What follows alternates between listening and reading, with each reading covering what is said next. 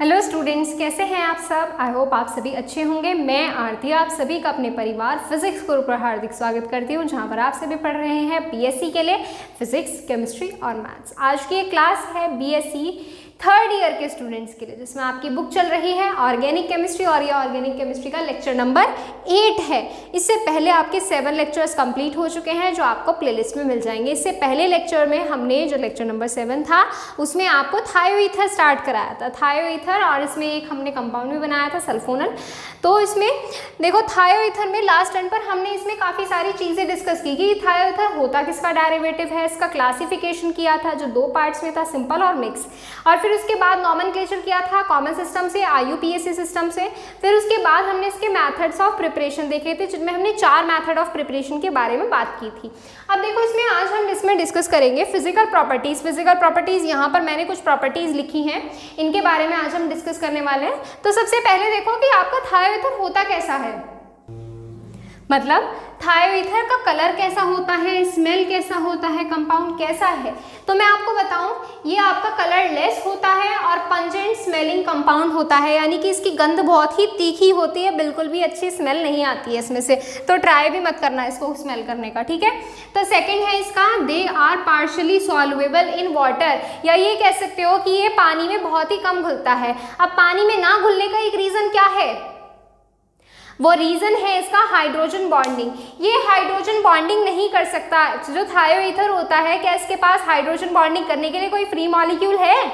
नहीं कर सकता ना। तो ये हाइड्रोजन बॉन्डिंग नहीं कर सकता, जिसकी वजह से ये पानी में घुलता नहीं है, या ये कह सकते हो कि बहुत ही कम घुलता है। ठीक, नेक्स्ट बात करते हैं इसके बॉइलिंग पॉइंट के बारे में। बॉइलिंग पॉइंट जो होता है थायोईथर का कम होता है, पर ईथर से ज़्यादा होता है। कहना क्या चाहती हूँ, कहना ये चाहती हूँ थायोईथर का बॉइलिंग पॉइंट कम होता है, लेकिन ईथर से ज़्यादा होता है। ईथर से ज़्यादा होता है क्यों? एक रीज़न है इसका। देखो बॉइलिंग पॉइंट कम हो रहेगा इसका, कम कितना, मैं कहूँ कि इसके सबसे कम मॉलिक्यूल का, या ये कह सकते हो कि आप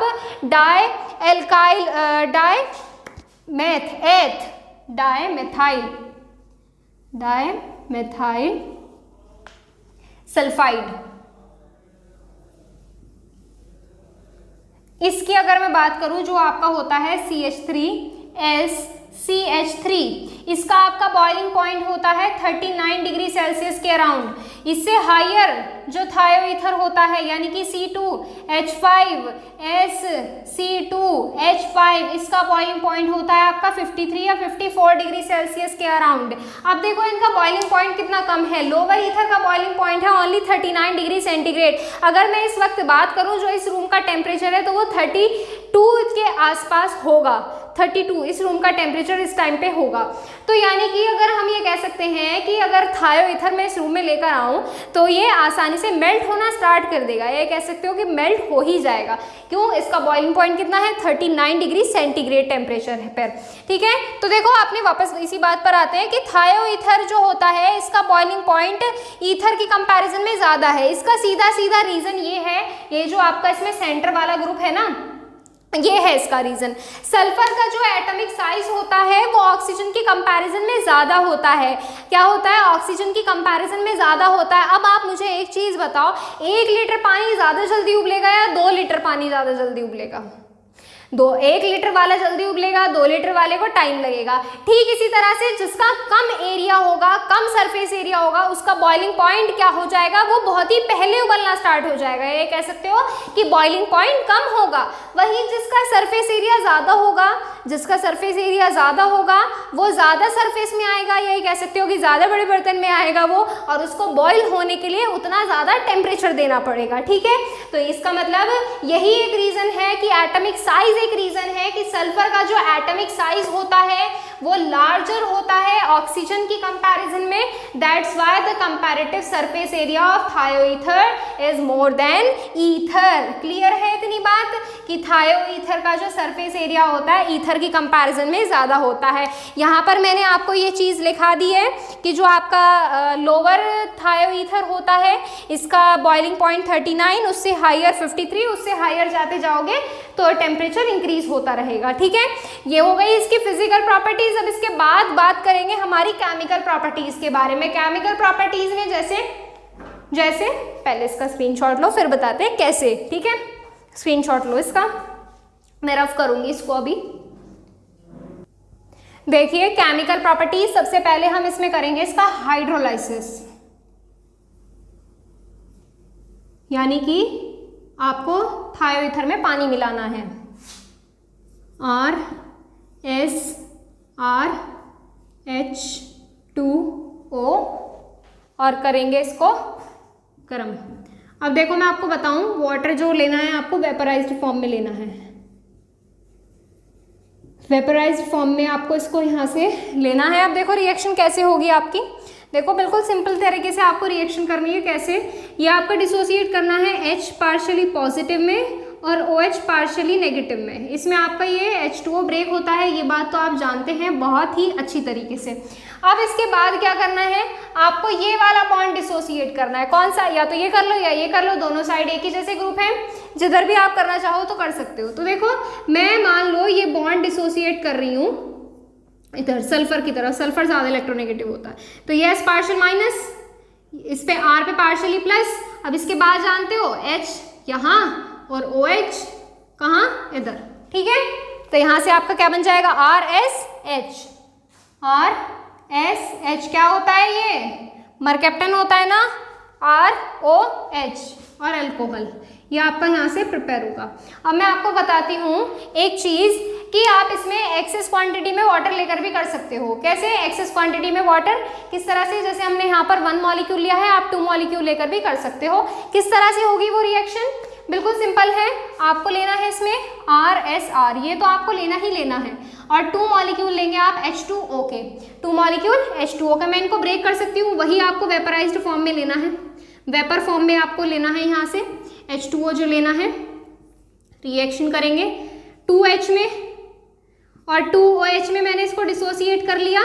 अब देखना यहाँ से क्या होगा, ये जो 2H है ना, देखो बच्चे 2H है ना, एक सल्फर के साथ बाहर निकल जाएंगे H2S की फॉर्म में, और जो 2H है वो इन दोनों R के पास चले जाएंगे। ये दोनों कहेंगे कि हमें सल्फर छोड़ के चला गया, तो इन दोनों की कमी कौन पूरा कर देगा, OH ग्रुप। तो यानी कि यहाँ से आपके बन जाएंगे 2ROH आपका बन जाएगा यहाँ से। ठीक है, तो दो मॉलिक्यूल आपके बनेंगे अल्कोहल के और एक मॉलिक्यूल बनेगा आपका H2S गैस का। क्लियर है, ये हो गया आपका इसका फर्स्ट मैथड जो है हाइड्रोलाइसिस। हाइड्रोलाइसिस में बस ये याद रखना कि हाइड्रोलाइसिस में आपको क्या करना होता है, H2O मिलाना होता है। ठीक है, चलो नेक्स्ट मेथड करते हैं। पहले इसका स्क्रीनशॉट लो आप, देखिए नेक्स्ट रिएक्शन जो है ऑक्सीडेशन। ऑक्सीडेशन जैसे कैसे करेंगे, मैं आपको बताऊं, 2 तरीके हैं इसका ऑक्सीडेशन करने के। कौन कौन से तरीके, एक तो आप वीक ऑक्सीडाइजिंग एजेंट लेकर इसकी रिएक्शन करा सकते हो, और एक आप स्ट्रॉन्ग ऑक्सीडाइजिंग एजेंट लेकर रिएक्शन करा सकते हो। अब मैं आपको एक चीज बता दूं, स्ट्रॉन्ग और वीक ऑक्सीडाइजिंग एजेंट लेकर आप रिएक्शन कराओगे तो इसमें आपको टेम्परेचर का भी ध्यान रखना होगा।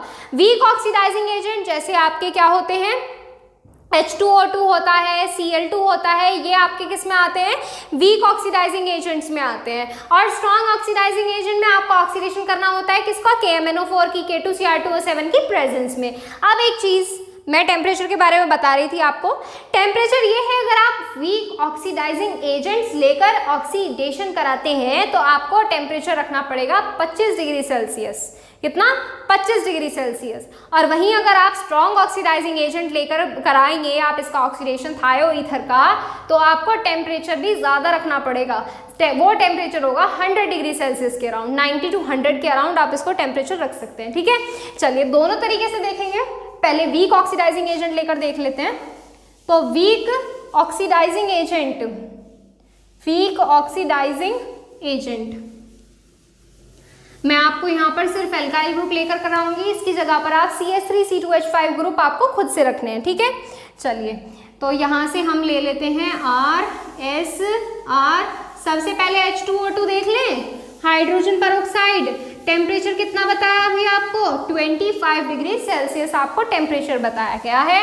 अब यहाँ से आपको देखो एक चीज, ये आपका डिसोसिएट होता है H2O में और O में, ठीक है, H2O में और O में डिसोसिएट होता है। अब देखो ये आपका एक H2O, जब हम 25 डिग्री सेल्सियस की बात कर रहे हैं तो एक H2O तो हो जाएगा आपका रिमूव, क्लियर है ये बात।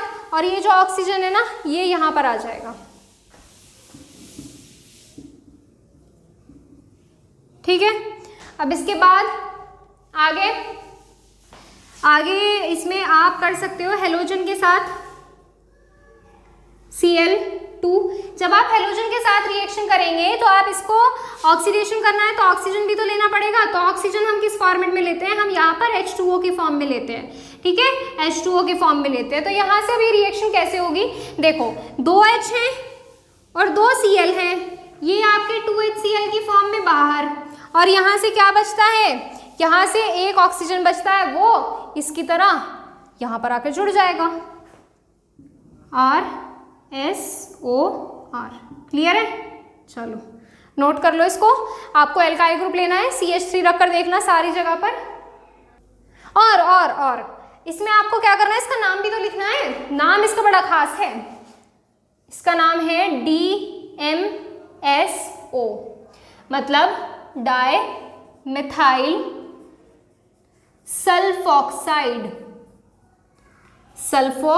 ऑक्साइड, ठीक है। D का डाई, M का मिथाइल, S का सल्फो और O का ऑक्साइड, मिथाइल की जब यहाँ पर आप CH3 ग्रुप रखोगे तो मिथाइल आ जाएगा, ठीक है। और अगर आप यहाँ पर R ग्रुप है तो यहाँ पर डाई एल्काइल आएगा, ठीक है। मैं आपको एडवांस में बता रही हूँ, अभी मैंने बताया ना आपको CH3 ग्रुप रखोगे यहाँ पे, तो जब आप CH3 ग्रुप रखोगे तब आपका बनेगा डाई मिथाइल सल्फोक्साइड, ठीक है। तो ये चीज़ ध्यान रखना, ये चीज़, ठीक है। अब इसके बाद स्ट्रॉन्ग ऑक्सीडाइजिंग एजेंट लेते हैं, यानी कि हम इसमें कराएंगे K2Cr2O7 की प्रेजेंस में, ठीक है। चलो स्क्रीनशॉट ले लिया होगा आपने तो इसका, बहुत एडवांस हो आप आजकल। स्ट्रॉन्ग ऑक्सीडाइजिंग एजेंट में इसको आपको सिंपल रिएक्शन करानी है ऑक्सीजन की प्रेजेंस में। किसकी प्रेजेंस में, ऑक्सीजन की प्रेजेंस में। नॉर्मल रिएक्शन होगी, बस टेम्परेचर आपको चेंज करना है, टेम्परेचर चेंज करना है और कुछ चेंज नहीं करना है। बस आपको यहाँ पर लेने हैं 2 ऑक्सीजन के मॉलिक्यूल और टेम्परेचर लेना है 100 डिग्री सेल्सियस, और कैटलिस्ट क्या लोगे, K2Cr2O7 आपको यहाँ से कैटलिस्ट लेना है। अब देखो यहाँ से कैसे बनेगा, देखो 2 ऑक्सीजन के मॉलिक्यूल से ना एक ऊपर एक नीचे जुड़ जाएगा, RSR, क्लियर है। ग्रुप रखोगे और ग्रुप रख के इसका क्या करोगे, आगे काम करोगे, इसका काम करोगे मतलब रिएक्शन करोगे, यानी कि यहाँ पर आ रहे ना CH3 रख कर देखना, इसका नाम हो जाएगा डाई एल्काइन, 2 ऑक्सीजन है तो सल्फोन हो जाएगा, डाई एल्काइल सल्फोन हो जाएगा, क्लियर है, डाई एल्काइल सल्फोन। और ये आपका हिप्नोटिक एजेंट भी होता है, डाई एल्काइल सल्फोन, ये आपका हिप्नोटिक एजेंट भी होता है, हिप्नोटिक एजेंट। नेक्स्ट रिएक्शन करेंगे, इसका स्क्रीनशॉट लीजिए पहले।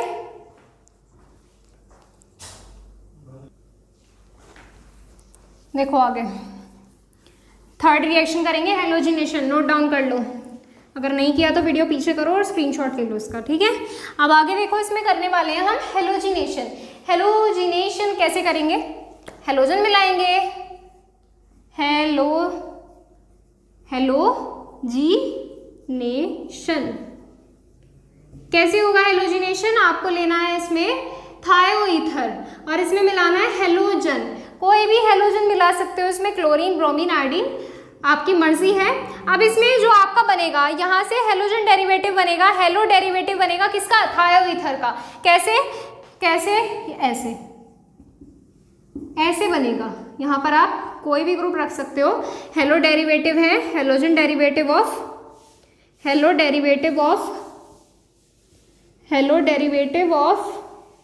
थायोईथर या RSR, ठीक है। चलो हेलोजिनेशन हो गया। इसके बाद नेक्स्ट रिएक्शन की तरफ चलते हैं, स्क्रीनशॉट लीजिए इसका। नेक्स्ट रिएक्शन होने वाली है आपकी अल्काइल हैलाइड के साथ। एल्काइल हैलाइड के साथ रिएक्शन जो आपका होता है HX, reaction with HX। Alkyl halide या हाइड्रोजन हैलाइड, बताओ एल्काइल हैलाइड या हाइड्रोजन हैलाइड।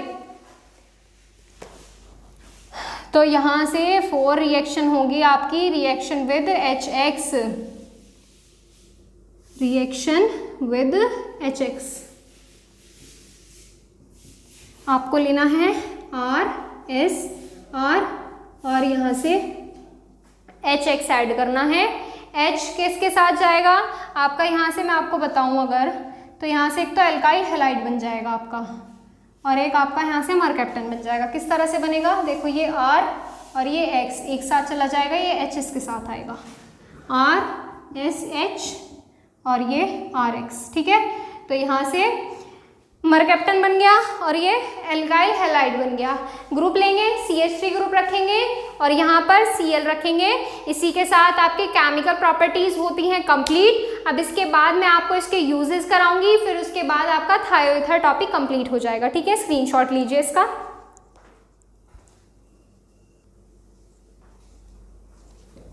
देखिए अब इसमें आगे यूजेस, इतने सारे यूजेस हैं, मैं आपको साथ साथ इसके यूजेस भी बताती चली हूँ कि क्या क्या। देखो अब तक हमने 4 रिएक्शन की हैं, चारों रिएक्शन में आप इसके यूजेस लिख सकते हो। जैसे सबसे पहले हमने इसमें क्या बनाया, इसमें हमने बनाया डाइएल्काइल सल्फोन बनाया। डाइएल्काइल सल्फोन मैं आपको डिक्टेट कर देती हूँ, चलो लिख ही लेते हैं। It is used as dialkyl sulphone या it is used in preparation of dialkyl sulphone, ऐसे लिखो। It is used in preparation of dialkyl sulphone जो आपका हिप्नोटिक एजेंट की तरह यूज किया जाता है, which is used as a hypnotic agent, ये भी ऐड कर लो, which is used as a hypnotic agent। लिखाया है वैसे तो ये मैंने आपको, लेकिन फिर भी लिख लो, हिप्नोटिक एजेंट्स, ठीक है। नेक्स्ट इसमें हमने बनाया DMSO बनाया, इन preparation of DMSO, in preparation of DMSO, DMSO ये होता है आपका डाई मिथाइल सल्फॉक्साइड, ठीक है। आगे देखो, जो मैं आपको बताऊं पहले एक बात, DMSO बनता है किसे, वीक ऑक्सीडाइजिंग एजेंट के साथ, और ये डाइएल्काइल सल्फोन जो आपका हिप्नोटिक एजेंट होता है ये बनता है वीक ऑक्सीडाइजिंग एजेंट के साथ, ठीक है। थर्ड यूज लिखो इसका, लिख सकते हो मरकैप्टन बनाने में, एल्काइल हैलाइड बनाने में, या हेलोजन डेरिवेटिव किसके, थायोईथर के बनाने में इसमें यूज किया जाता है। लिख लीजिए इसमें, इन प्रिपरेशन ऑफ अभी बनाई थी हमने, लास्ट रिएक्शन की थी, मरकैप्टन बनाया था, mercaptan, alkyl halide, ETC halide, और आगे भी लिख सकते हो, ठीक है। तो ये आ जाएंगे इसके यूजेस के अंदर। अब इसी के साथ आपका थायोईथर होता है कंप्लीट। अब इसके बाद है आपका जो टॉपिक है वो हम करेंगे नेक्स्ट टर्न पर स्टार्ट। आज करेंगे बस इतना ही, क्योंकि वो टॉपिक आपका बहुत ज़्यादा लेंदी है। इसमें तो केमिकल प्रॉपर्टीज़ भी कम है, उसमें तो केमिकल प्रॉपर्टीज़ का पूरा पहाड़ है। तो देखो इसमें वो करेंगे नेक्स्ट टर्न पर। अगर आपको किसी भी चीज़ से रिलेटेड कोई भी डाउट है ना, तो आप इंस्टाग्राम पर मैसेज किया करो। इंस्टाग्राम आईडी है physics_guru_India। जो भी आपके क्वेश्चन है आप यहाँ पर मैसेज करके पूछ सकते हैं। और टेलीग्राम चैनल ज्वाइन करने के लिए प्ले स्टोर से टेलीग्राम इंस्टॉल करिए, उस पर आईडी बनाइए और सर्च कीजिएगा उस पर physics Guru India.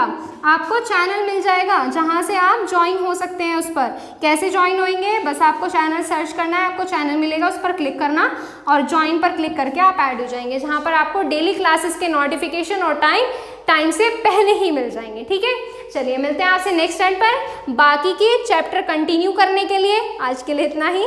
Thank you so much.